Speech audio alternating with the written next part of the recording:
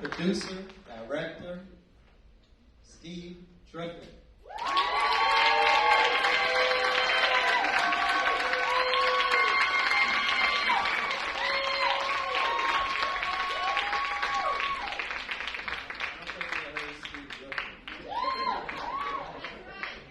Vice President of Transitional Housing for the YMCA of Greater New York, it's Mr. Cedric Duke.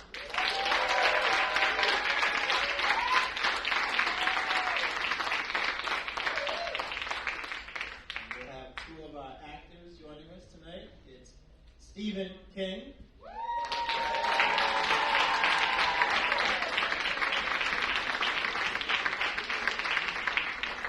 And Mr. Rodney T. Moore.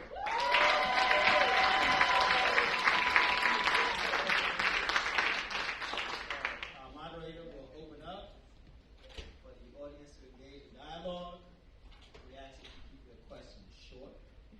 There are two individuals on either side of the aisle. So raise your hand. They'll pass you the mic. Ask you a question, short and brief. Pass the mic back.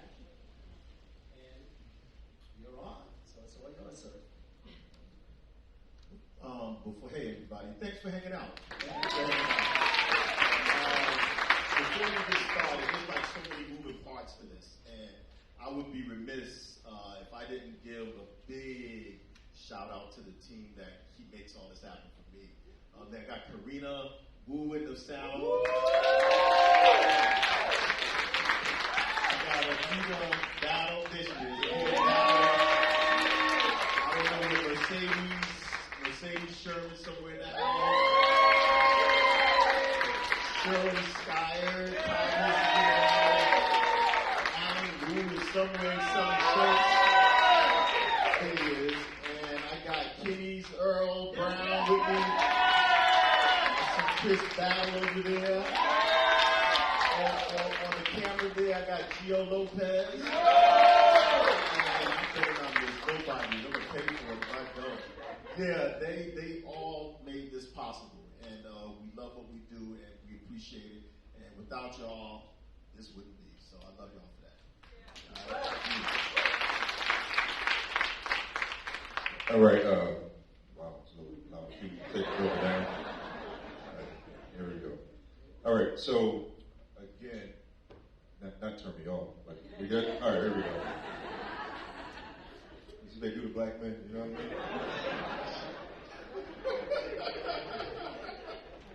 So, in the spirit of that, again, I am still coming off the amount of emotion that I felt from tonight and the previous night. And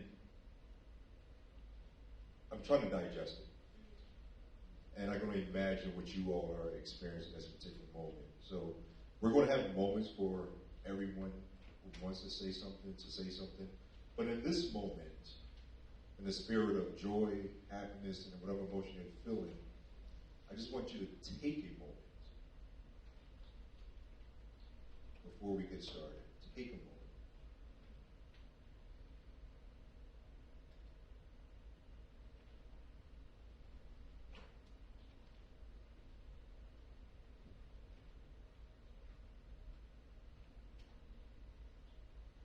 We're going to come back. So, Steve, I'm start with you. The man.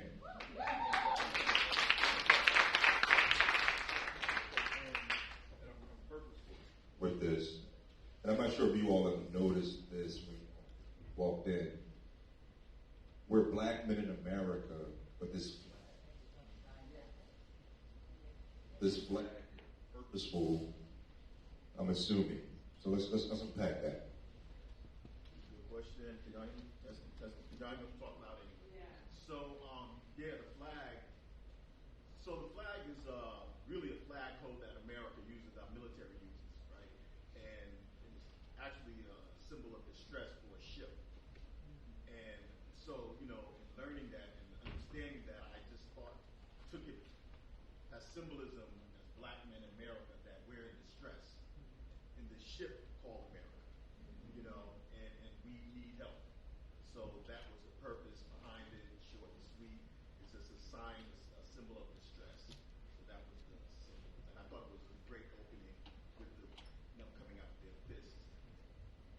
Thank you. That serves everyone's purpose. All right, cool. We already ain't get there yet. Now, come on. Come on. How many times you get 5 black men up here and you can speak life into what just happened? So we gonna get to you, but just hold on to that, all right? So I'm gonna throw a few words out there, my actors, panelists, and I want you to really unpack it from your perspective. First word is empathy. The second word is trauma. And although this is not a word, a mother's role. A mother's role. Empathy, trauma, and a mother's role. You don't have to say all 3 of them, but just pick one. Yeah. Empathy. I think empathy, it can also house trauma in it in some type of way. So for me, with this, as a black man, yeah, I've been through a lot of this stuff, but also there's a lot of stuff in here that I've been blessed to not have to go through. So when I think of empathy, it automatically goes to my brother. So my brother passed away suddenly 2 years ago, and he had a lot of stuff going on within him. You know what I'm saying? And I believe that this play made me realize, like I was there, but this play this reading made me realize the layers that I didn't even get to see. You know what I'm saying? So for me, I took it like I have to feel and I have to be around for the people who won't ever see the show, who don't ever think there's a voice like my brother, who won't get a chance to see it, to know that he's heard.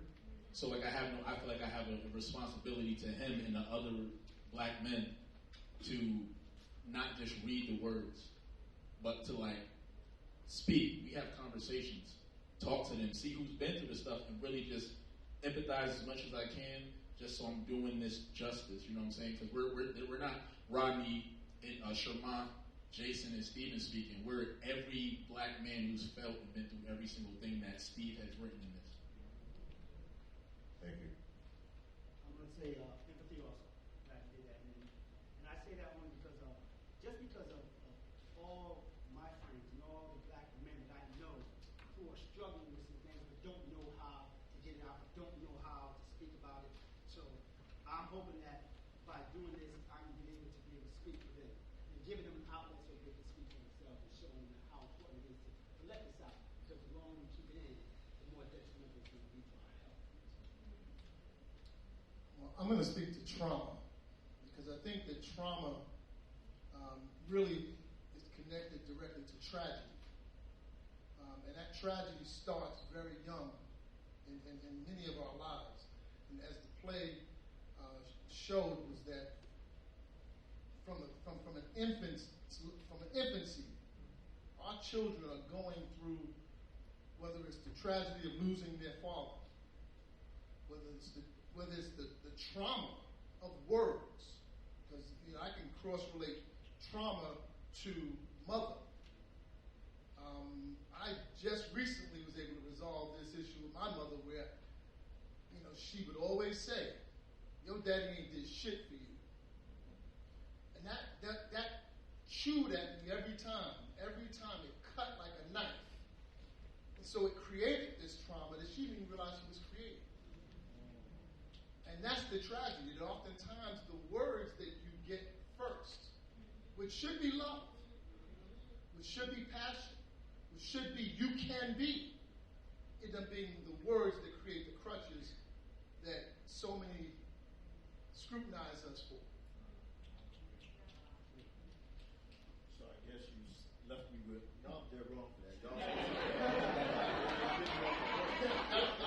was like, good, I got the answer.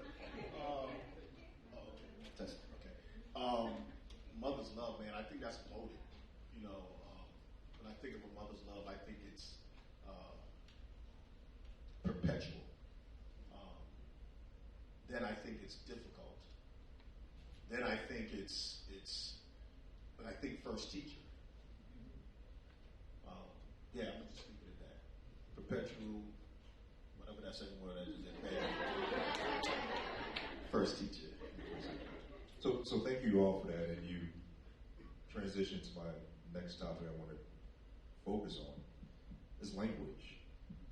And I know you had the warning sign when you walked in if you were coming to see this theatrical reading, but the power of language, what it actually does, what it actually do, what it actually did.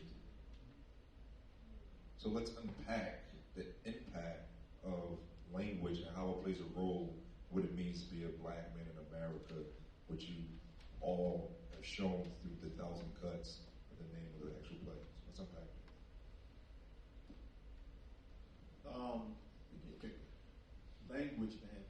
That's heavy because that is what the human brain is incredible. It's an incredible machine. It's an incredible computer. And language is what I think forms and shapes us from day one. And what we don't recognize, what we tell our children, this big, and how it can stick. And then also with that, even in our community, right? The language we get in our community. So outside, it's the home, the language you get in your home, and it's the language you get in your community. And like in this play, the language was harsh, right? But the language was real, and those words sometimes hurt, right? And we were able to just, and man, for us, we're not always able to, we hadn't always had the liberty to talk about when it hurt us. Because we was never given a platform. So language is big, and then it's that unspoken language that we speak probably more than the words that come out of our mouths. Yeah, and I think also too, language has a personality. The personality of language oftentimes is when we go out looking for that job, and we get that smile, and they talk about they'll call you tomorrow. And I remember that wait on that job that I never got on that call for tomorrow. That language, it sits in your soul for a long time. Or that promotion, or that, well, you know what, you're a nice guy, but that but has a lot of stuff behind it. And so when you think about language, you think about the scars that sit real deep, real quietly inside of you, and they have a way of manifesting themselves at the strangest times. Language, like you said, it's real. Definitely, language basically helps develop who we are. And like Steve said, from young, we hear so much, and we take in so much, and with whatever people are telling us, and whatever we do, that's how we're going to turn out, because how we intake it, and how we develop it in our brains, and how we just let it see whatever we can do with it. But the words that come to us as we're growing up, and what's been saying to us from our teachers, from our parents, from whatever, that helps develop who we are. And I think as fathers, for me as a father, that's the one thing I try to do with my sons. I try to make sure, with my sons, I talk to them so that they understand, so that when they're growing up, they will have a better understanding of who they really are and where they came from. First of all, y'all left me last all these eloquent speakers. No, but when I think of language, when it comes to this and your question, I think about it from the perspective of not the language that we've been getting, but the language that the play let us get out. You know what I'm saying? So like, I think about it as taking off a mask. So in my regular life, I don't cuss, right? I've been saved and sanctified. My wife can attest. Man, no, but like, I used to, but like realizing like, in this, I get the chance to do it here, and I realize the weight of what it was like why I did those things before. But I realized like you can take the mask off. So here, taking the mask off for us as black men is really beautiful, because now we're in a room. Like I picture this as 4 of us in a room. Y'all here, it's beautiful, but I picture when we do it like we're in a room and just this is the first time we get to vent. It's the first time we get to speak. So to where like darn just doesn't do it. like sometimes, damn, like it doesn't, but it's because when you get to take the mask off, you get past that, and now you can go into what is the root of all of that stuff. You know what I'm saying? So to be able to have this language here, where it's probably not best for your kids to hear it. If Steve wrote it in a toned down fashion, it would be trash. And only because the writing is beautiful, it'll be trash because now you're putting a blanket on something that needs to be exposed.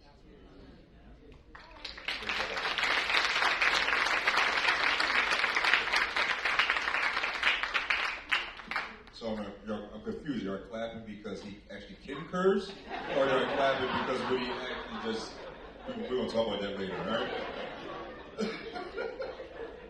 God knows your heart. Right.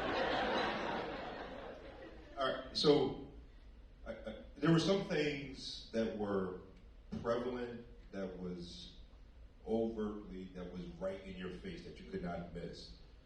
However, there was one topic that if you wasn't paying attention, you didn't infer, you would have missed it. And as black men, I'm a black man, you have to realize that, right? And growing up similar communities that you talked about is sexuality. I believe it was influence who played the role, we talked about this, of homophobia, of being a black man. That's already one strike against you, how America looks at you, but also being a black man who's gay. Can we talk about what went into that particular conversation? And not even in that part of the play, but let's talk and unravel that particular process and what it means to be a black man who's actually gay in these particular communities. It was important for me to give voice to all of us. It was important for me to recognize the men that I know, whether straight, bi, whatever their preference is and was, or whatever the case may be. It was important for me to give them that platform as well. Very good friends who have different lifestyles, and we talk, and they tell me about their struggles, and it's crazy because it's still, as Influences Line says, but let's admit it, in our community, it's still an issue. As much as we can say we're progressive and everything, but we still call each other's name. That's why the language I use, I was very intentional about using languages and words, to the point, because those words, man, we kill each other. We kill each other. And we don't recognize that. And maybe we're so, and I don't know whose fault, and maybe I have to go back to even the single moms, right? Like, why is it our men, why are we so hard? Why is it that we have to be so hard? And that kind of bothers me, and because I wasn't that guy. I grew up in Brooklyn, in the projects, right? And I remember how life was. I remember fighting a lot. And I remember having to put that false air on. Man, but that's not what I really wanted. So I wanted to give voice to all of us. I wanted to talk. I wanted to give that. And I wish I probably could have given more to it. But it was subtle. But I think it had weight. Yeah, absolutely. Growing up in the South Bronx, there was a fear. And there was a fear from a number of different levels.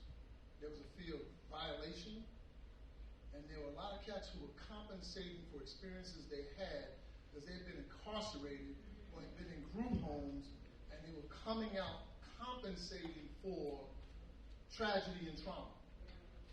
And so it became this badge to almost violate others because you had been violated. So many young men have been violated who don't talk about those violations, who don't talk about what it meant to have even a babysitter. I mean, that was the other part. When you talk about a babysitter, I mean, I can tell you about that. When a babysitter, and a woman can turn a man because of the trauma that could happen. And so when you think about this particular aspect of the play, you have to really understand that linearly, what that looks like later. I work in transitional housing. I've asked several men, how did you arrive in this place? Most of them arrived in the place that they were because someone turned their back on them, because they couldn't accept who they were, because they couldn't accept what they had experienced, and some who just needed to get away from what you talk about in the projects. Their own people ostracizing them for their experience. So when you're dealing with this issue, you have to understand that there are folks out there who, and that's why when we look at, quote unquote, we use those terms, the homeless. There is, you talk about layers behind being just a black man, be a black gay man. There's a whole nother set of layers. And so it definitely is something that we have to come to grips with. We have to receive from every perspective and allow for tolerance. For me, my father was Jamaican. And in Jamaica, and if anybody has any type of Caribbean descent, in Jamaica, that was looked upon. You wouldn't do that. And in Jamaica, if you were considered gay, it was to the point where they would basically try to kill you. So, my father being like that, he made sure, and even though he wasn't around for us, for me, I know when he left when I was 6, and he had 10 kids with 6 boys and 4 girls, and he left my mother with just us.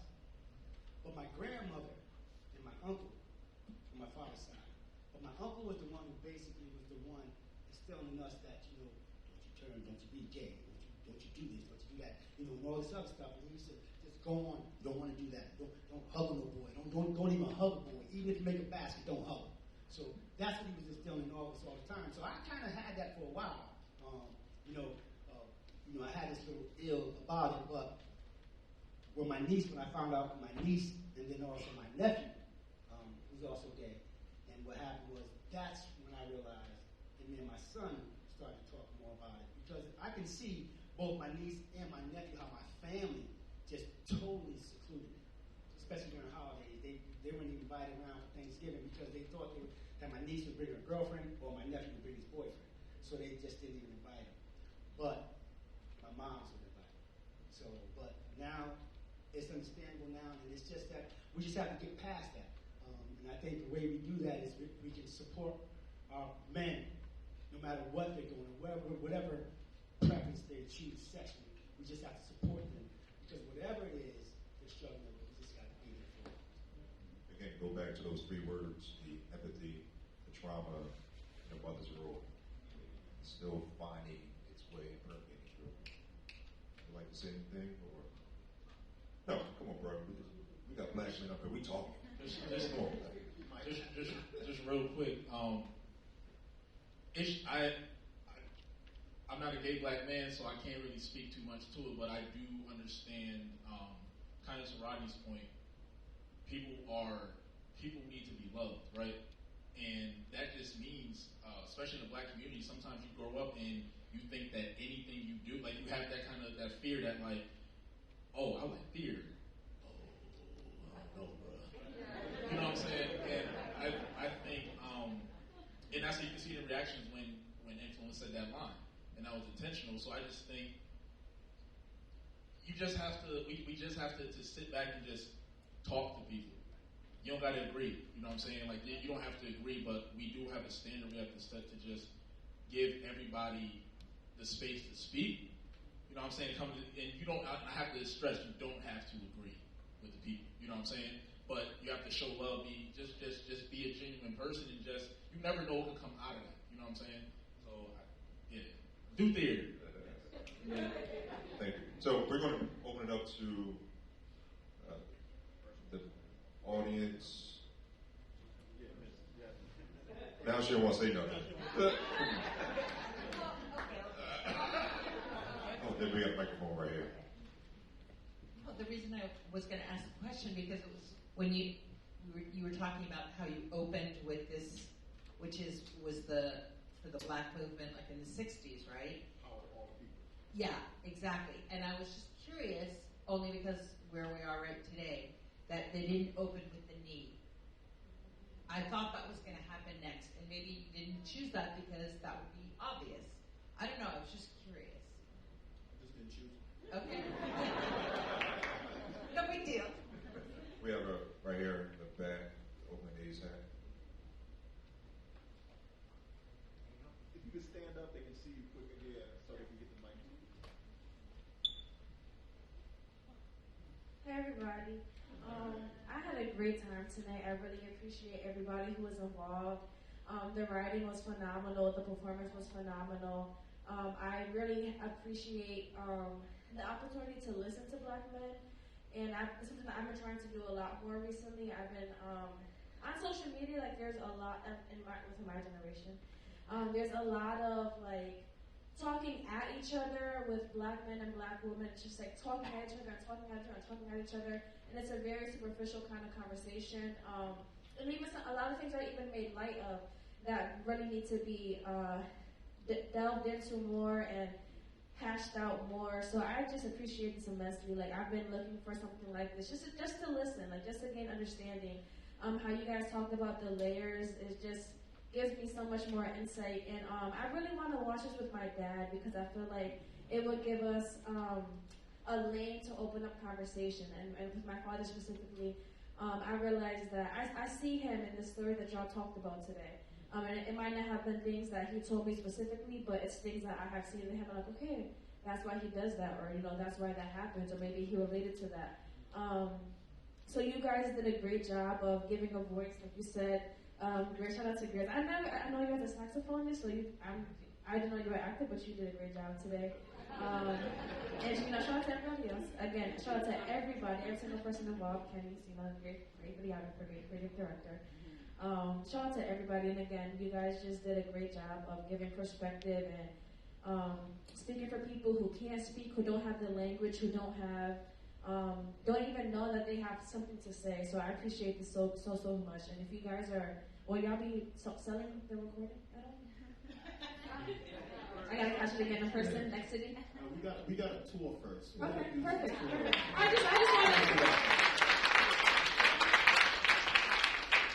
want to know how I can watch this with my dad. Like I really want to watch with my father. So you know what? Since you know Grits, right? So he'll let you know when our next show is. Perfect. Right? That's great. Thank you. Okay. Do we have any questions over here? We have one right here. So when we got up here, Steve said we may be here for 30 to 45 minutes. We're stretching into the 45-minute range. Is that okay with you all? Is that okay with you all? Cool. There you go. So I want to know from Black men. I have a Black Caribbean husband who's amazing. He's absolutely amazing. But I know, I see, I've experienced lots of times what he goes through. We walked on the subway the other day. Husband is the nicest person you could ever imagine. He had on a hoodie because he's an HVAC worker, right? He's in the ceilings. He had on his Timberlands. He walks in. His white woman jumps. I saw her jump back, look up. He turned around. He smiled at her. She was like, "Oh, okay." And I'm like, that was just an automatic thing with him. And And my thing is that he has to deal with this every single day. Every single day. He has to deal with this.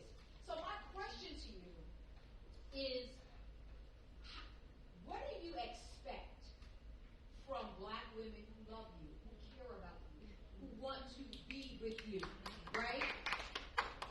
What do you expect from them in the balance of understanding that without being a mother, without being you're so, to cradle and cuddle you, but for you to still feel like a man in that process, and love is part of being a man too, right? And cuddling and cradling, but not to turn that into almost looking at it like, my empathy turns over into a mother's type of love. So talk to me about the balance of that and what you would expect from Black women in that balance.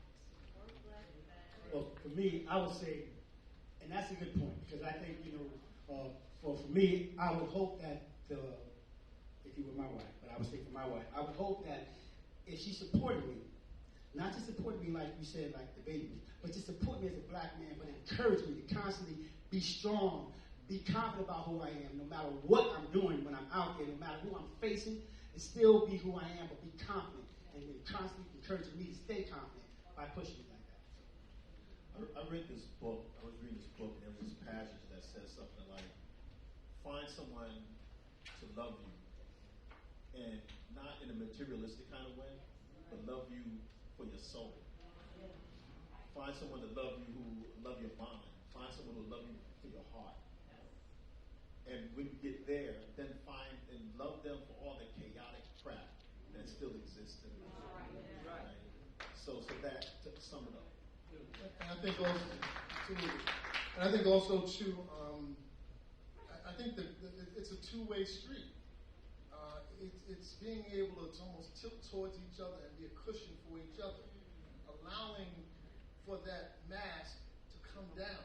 Allow it to come down, because within the space of your home, if that mask can't come down at home, it can't come down nowhere.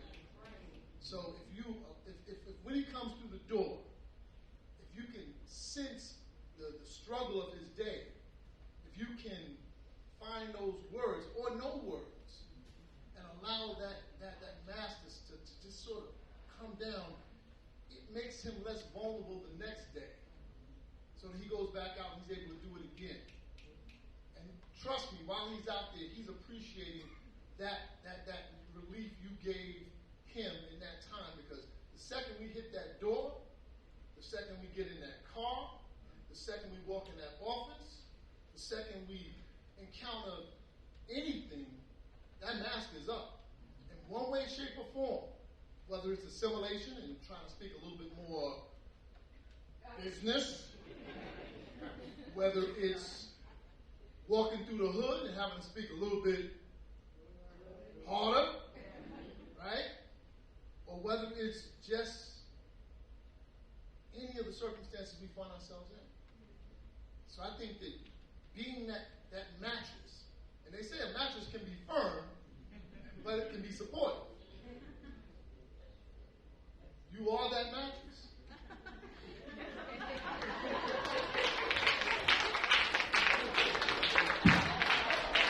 You are that sofa cushion, girl. No, I think with that, all of that, and I think from experience with my wife, like, I'm a talker, and she's always say she's smart with her words, meaning like she doesn't waste them. She'll use them, but she won't just throw them out like I'll throw some words out. And I think supporting with silence is a very dope thing, because sometimes I'll come, if I got some issues, whatever, she'll be attentive, she'll look at me, she'll listen to what I'm saying. She won't say nothing afterwards sometimes, but then like, just knowing that, I can really come here and vent, you know what I'm saying? And I can grow to learn that you don't have to say anything, but I know you're listening, because sometimes those things will pop up later on through something else she does, or, you know what I'm saying? So I think even just knowing that sometimes you don't gotta say nothing at all. Just look at this man in his eyes, let him know you're listening, and then that's support, you know what I'm saying? So, I believe you guys said it, like, speak life into it. Right? Speak life. That was the word, speak life. Right? Breathe life, my apologies. Breathe life. There was a question. We have one right here. Right behind you. Thank you. Thank you. Thank you.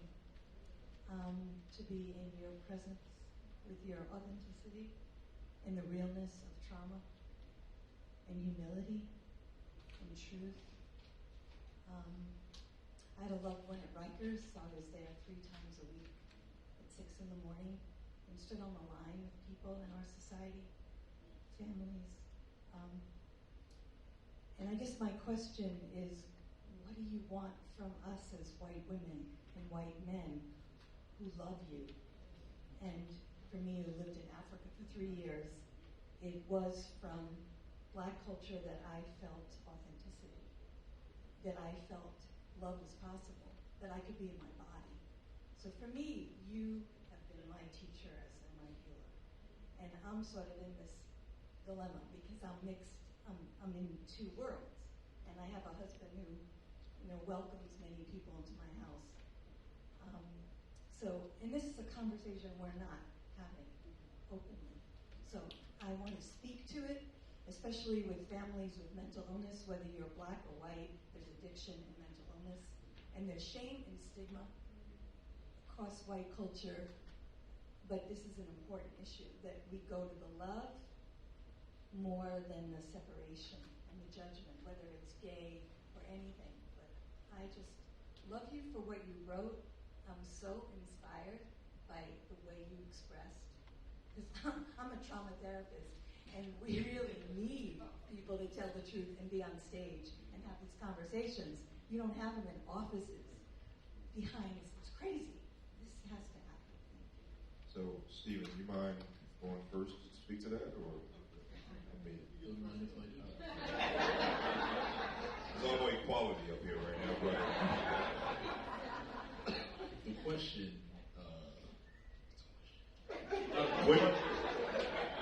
I don't know. I literally cannot tell you, because I can tell you what I don't need. Like I don't need a white person coming to me groveling for like, what can I just you know what I'm saying? Listen, what I don't want is, I don't want anybody to feel small around me just because I'm black. I'm keeping it real. I don't want to walk in the room and you're at my feet. Oh my goodness, how can I serve you, black man? Like, I don't want that, because it's not authentic. But just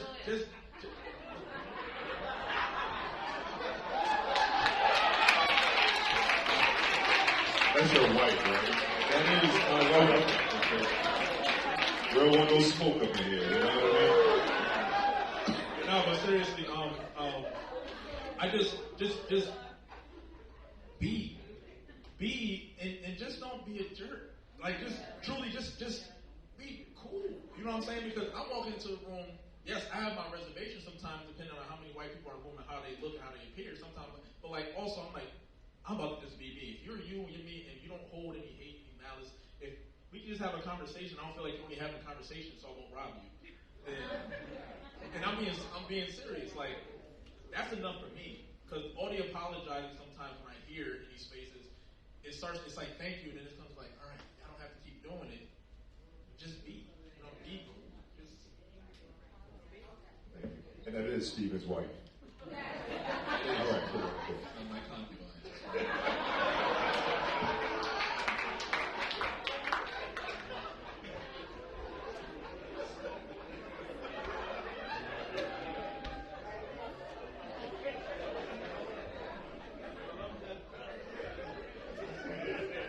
It's good to laugh, too, during this time. It's good to laugh. But I would say, I'm like Steve, I wouldn't really, I don't want you to look at me different or think that whatever, but I would expect that, or just hope that any white man or any white woman would just accept any black man or any black woman as an individual, as a human being, and just allow the greatness that we bring. And not get upset about it, not feel inferior about it, or even intimidated about it. Just allow us to bring our creativity and appreciate that. All right. So,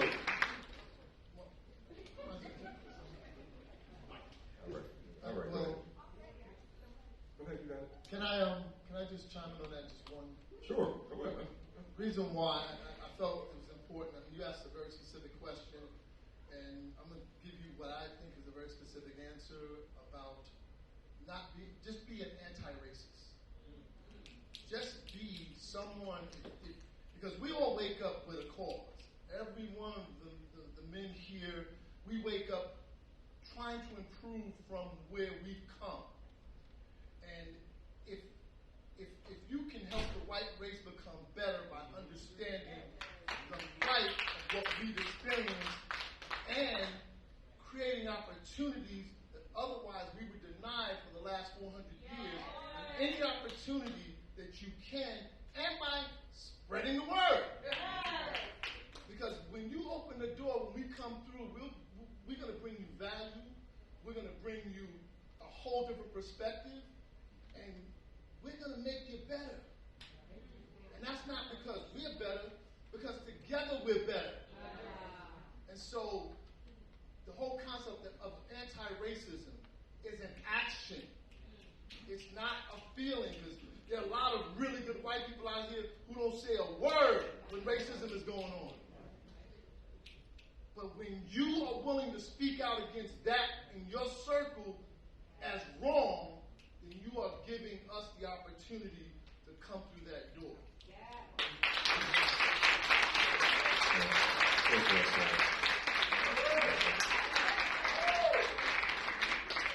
So we're going to have a question here, then we're going to finish up.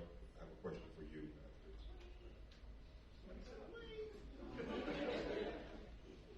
Good evening. I actually have a comment more than a question, but of course feedback is always amazing. The segment that really touched me the most was when you guys were like acting as if you were cradling a newborn baby and like had that little nursery rhyme. And for me as a mother, I find that fathers are always like made obsolete in every system. Like I've had that experience with the Department of Health, Department of Education, and so on and so on. They will not acknowledge my son's father no matter what. He could be standing right there and it's like he's invisible. So when you went into the slayings of men, I lost my brother in 2017, and I went to a family luncheon for people that lost their members to homicides, and not one father was there. And I think the reason why they weren't there is because they're not really invited as much. They're not really like included as much.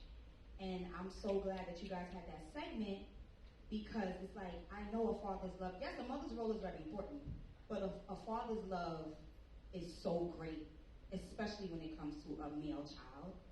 And I know for a fact that I could never replace my son's father no matter what I did. And God forbid if something happened to my son, I know his father would be extremely hurt. And his hurt I would hope would be acknowledged by the world. But I'm so glad that you guys put that segment in there, because it's not acknowledged enough and it needs to be adorned enough. And as a society, we must include the fathers more, and they are very important, and they have roles just like the moms. So that's all I want to say. Right. That's my niece. I want to hear it. Hi. I recently read a book by James Walden where he shares the message that a black man can't escape the stereotypes or racism in America, even if they leave. Do you think that as a community we can change the ongoing internalized hate stemming from racism, or do you think that the struggle that we face is just a part of our identity? When you write the paper. I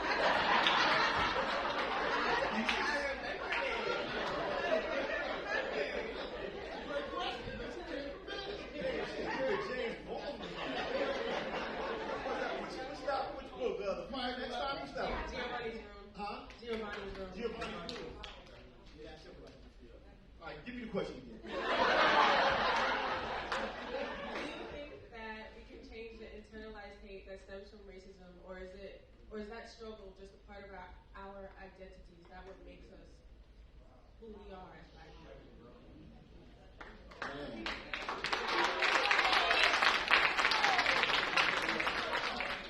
You were a senior in high school, right? Yes. You better go to college. And before you answer, I kind of want to build on her point that as in high school, I could really see a lot of my friends, like who are boys, that I can kind of see their struggle from at home. They're in the streets and they do the hood stuff. And I had a best friend who was really close to me and who was never in gangs. And he didn't have a hard life and a bad relationship with his dad. And even when he didn't need to join a gang, he decided to join a gang. And I lost, well, he didn't die, but I lost him like as a friend. He changed. His whole identity had changed to join a gang that I knew wasn't him, but maybe it's what he felt was best for him. And he's still doing well. And he's really great. And he loves his life and he loves what he's doing. So, yeah. So, So James Baldwin, that was a great question, and I think what has to happen for the plight of this country, one thing we have to recognize is that America has to own up to a whole lot of stuff that just happened, right? And until you confess some things, and not even just say it, because talk is cheap, right? So you got to make up for that. I think when we can come together in its wholeness, because we're as much as America, white people need us just as much as we need black people. White people need us just as we need, vice versa. I've been up since 4:30, so yeah, it's vice versa, right? And I think when we can recognize that and realize the value that we can bring each other instead of separating, and unfortunately, the separation doesn't come to people without. It doesn't come for the people without power, right? The separation comes to the people with power. And when we can recognize those power holders who keep us separated by the BS, right, then we're going to always have this friction. So I don't know if I'm answering that hard-ass question. So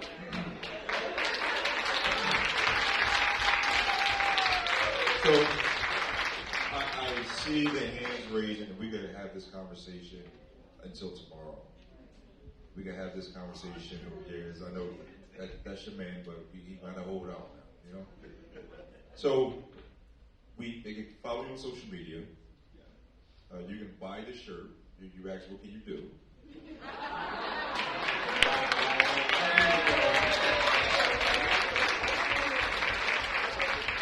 You can retweet. You can do everything possible to get the message out. I will ask the other actors to come up, please.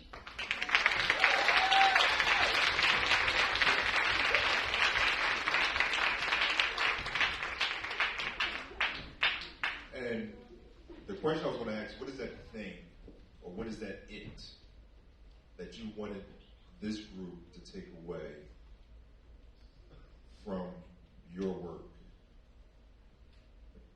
Just as hard as that question. So what is that thing? What is that it? You know what it is in my heart? Just hear us. See us. Listen to us. We haven't had a platform like this, and I'm not saying because I wrote it, but real talk. We haven't had a platform where we could just be ourselves. I wish John would have been with us this afternoon. We had like a 3-hour therapy session in the green room. And man, we got deep, from tears to laughter. And this is the bond that has created through this, right? And I love these brothers because for about a year now, we've been pushing this. And we are now like, we're free with each other. And if every person can allow us just to be free, allow us, don't judge us, don't ridicule us, don't make us feel bad about it, because we withdraw. We will back up on it. So just let us be and listen to us. That's it. Cool. Give him another round of applause. Thank you.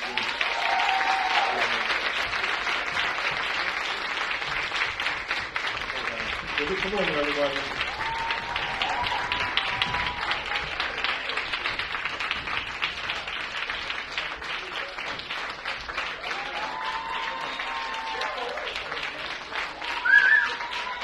I see you.